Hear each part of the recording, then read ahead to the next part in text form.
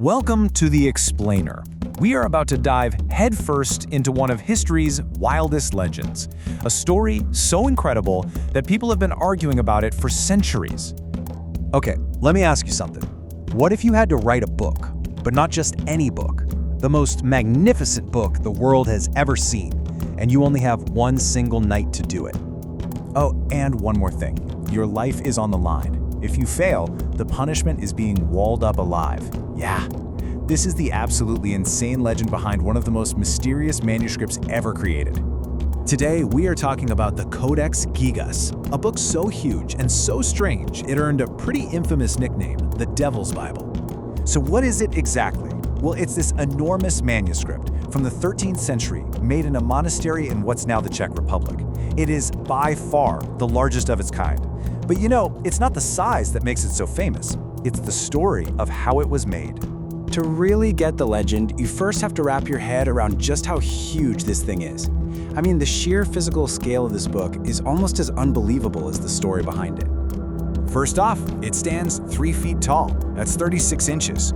This isn't some paperback you're gonna toss in your bag. It's more like a piece of furniture, a true monolith.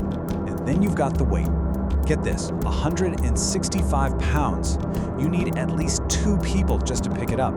The scale is just mind-boggling. And it's 620 pages? They're made from vellum, which comes from animal skin.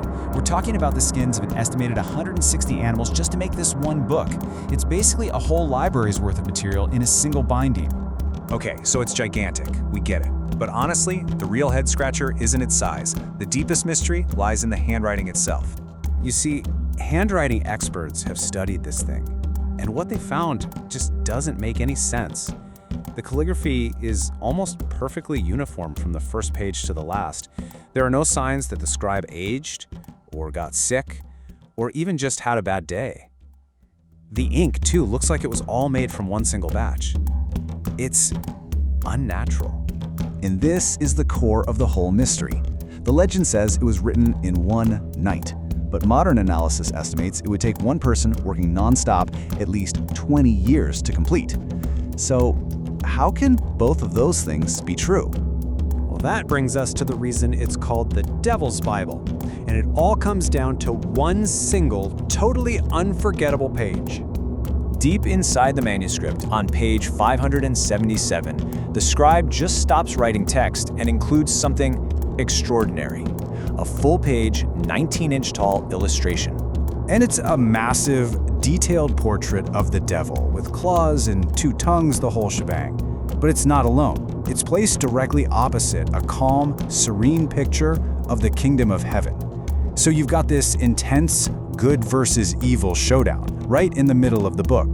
But the really crucial detail is what the devil is wearing. It's a loincloth made of ermine fur. Now, back in the 13th century, only royalty wore ermine. So this isn't just some random monster. This is a deliberate choice to show Lucifer as the powerful Prince of Darkness. So where did this whole story about a deal with the devil even come from? Well, it all goes back to the tale of a monk known as Herman the Recluse. So the legend goes like this. Herman breaks his monastic vows and is sentenced to death.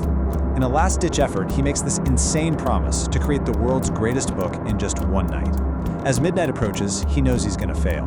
So, he makes a different kind of prayer, not to God, but to the devil.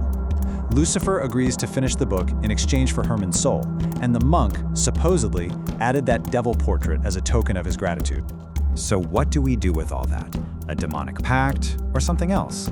Maybe the reality of the Codex Gigas is even more profound than the legend. Look, while the legend is amazing, the reality is no less astounding.